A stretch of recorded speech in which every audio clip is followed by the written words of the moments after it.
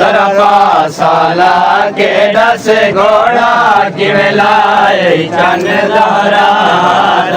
जरपा साला के 10 घोड़ा किवें लाए चन जहरा जरपा साला के 10 घोड़ा किवें लाए चन जहरा जरपा साला के 10 घोड़ा किवें लाए चन जहरा कुल 70 कदम दा फासला डिठ सजदा भैण भेरा कुल 70 कदम दा फासला डिठ सजदा भैण भेरा कताल रसूल दे बचड़े को अरमाने क्यों नचदे रहे कर कताल रसूल दे बचड़े को अरमाने क्यों नचदे रहे अब्बास दे लाण दी ढिले हाई लथा बुरे कायान दी मादा अब्बास दे लाण दी ढिले हाई लथा बुरे कायान दी मादा जरपा साला के 10 घोड़ा किवें लाए चन जहरा गले ते खंजर चले रहे मासूम आवास ते देंदी रही ओ गले ते खंजर चले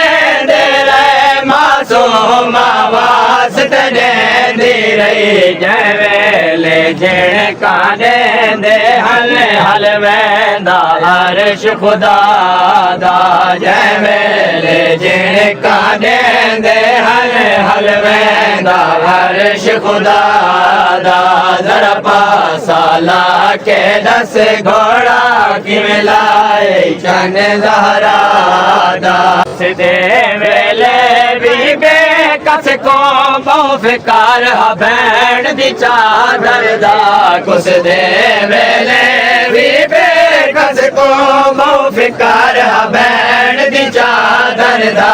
तले खंजर देवी नाचेंदा रे ज़ैनब दी पाकर दादा तले खंजर देवी नाचेंदा रे ज़ैनब दी पाकर दादा जरपा साला के 10 घोड़ा किवें लाए चन जहरा जरपा साला के 10 घोड़ा किवें लाए चन जहरा मेरी वीन ते चढ़िया ते घिन वहदा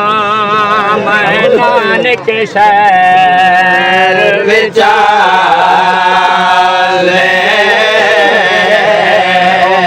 आख हसान दी कबार उते उठी अपना वीर संभाले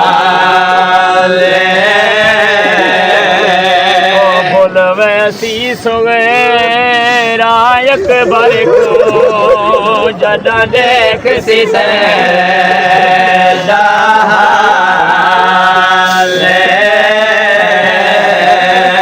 तेरे हर एक जखाम को चुम चुम के रोसी खोल के सर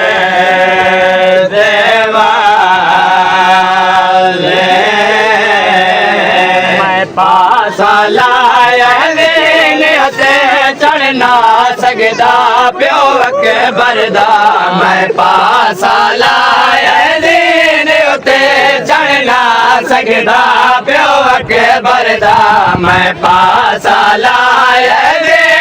उते चढ़ना सकदा प्यो के बरदा बेवस थी के है खा के तेरे रोंदा प्यो सुवरादा बेवस थी के है खा के तेरे रोंदा प्यो सुवरा